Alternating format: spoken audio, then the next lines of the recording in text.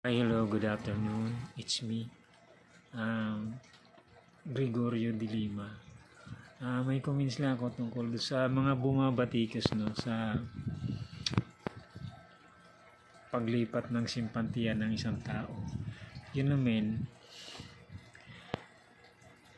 all the people here in the Philippines, we have freedom of speech. Pabayaan niya siya kung saan siya gusto, kung saan siya kakampi ngayon dahil sarili niya yun eh. Siguro ginawa niya yun dahil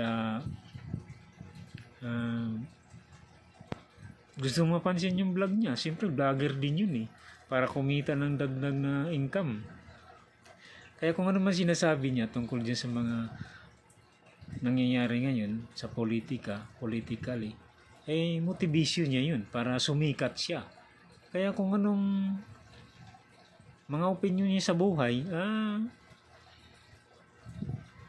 ibigay nyo na, wag nyo nang kontrahin. Kasi sarili niyang opinion yun eh, buhay niya yun eh. Ngayon, buhay niyo, pinakialaman niya. Hindi naman siya nangingialam sa buhay ninyo eh. Kaya kung anong opinion niya sa buhay niya, kung anong sinasabi niya sa buhay niya,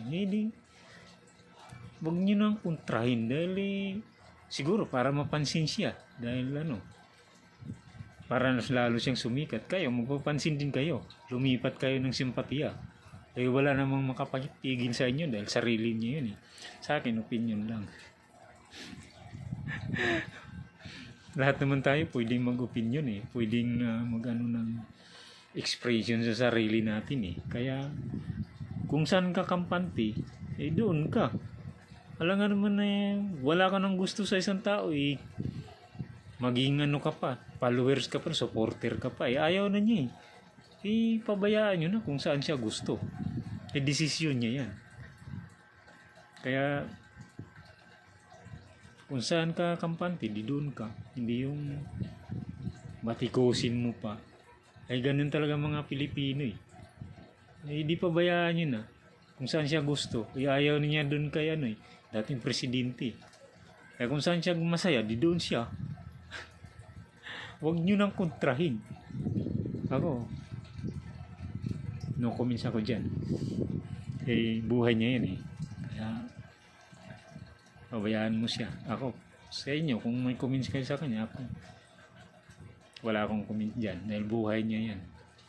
Hindi tayo pwede mangialam dyan. Kahit mayaman na siya, sabihin, mayaman na siya. Yun ang gusto niya sa buhay niya eh. Kaya, no choice tayo. Tanggapin natin yung mga desisyon niya sa buhay. Huwag mo nang kontrahin kasi wala kang authority kontra doon dahil gusto niya yun eh. Yun lang. Kaya kailangan bago kayo magdesisyon, isip-isip muna. Thank you. Bye-bye.